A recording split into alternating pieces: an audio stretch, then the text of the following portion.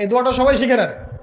ওই বালক উপরে উঠে দোয়া করছে, আল্লাহুম্মা কফিনিহিম বিমা শি'তা, আল্লাহুম্মা কফিনিহিম বিমা শি'তা, আল্লাহুম্মা কফিনিহিম বিমা শি'তা। পাহাড় থরথর করে কাঁপা শুরু করলো এবং ওই সৈন্যবাহিনী পাহাড় থেকে পড়ে গেল। বালকের কিচ্ছু হলো না। আমি কিন্তু বানোয়াট কোনো গল্প বলছি না, এটা কোরআন থেকে বলছি এবং এটা তাফসির। আপনি যে কোনো তাফসির পড়েন, মারিফুল কোরআন, তাফসির ইবনে কাসির, জালালাইন পড়ে দেখেন, পড়ে দেখেন আমার সাথে ডিবেট করার আগে। এবার সে বালক হেঁটে হেঁটে চলে আসলো রাজদরবারে। আবার কি ব্যাপার, তুমি মরো নাই? না, আল্লাহ আমাকে বাঁচিয়েছেন, আমার রব আমাকে বাঁচিয়েছে।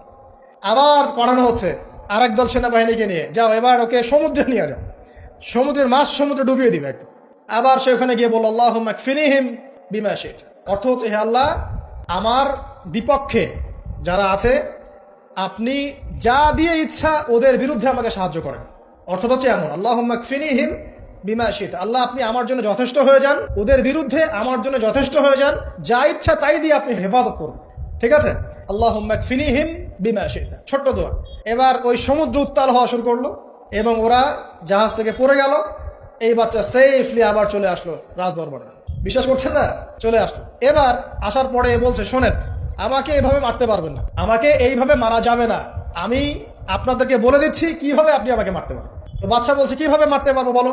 তখন সেই বাচ্চাটা বলছে যে আপনি সমস্ত এলাকার মানুষকে এক জায়গায় জড়ো করবেন, মানে পুরো নেশনের যত মানুষ সবাইকে একটা মাঠে নিয়ে আসবেন, মাঠের মাঝখানে একটা গাছ রোপণ করবেন বা একটা কিছু স্তম্ভ নির্মাণ করবেন, সেখানে আমাকে বেঁধে ফেলবেন। বেঁধে ফেলার পরে আমার এই ধনুক থেকে একটা তীর বের করবেন, তীর বের করে আপনি নিজ হাতে এই তীরটাকে নিশানা দিবেন, দিয়ে বলবেন বিসমিল্লাহ আল্লাহর নামে, বিসমিল্লাহ আল্লাহর নামে, বিসমিল্লাহি রব্বি হাযাল গোলাম বলে ছুড়বেন।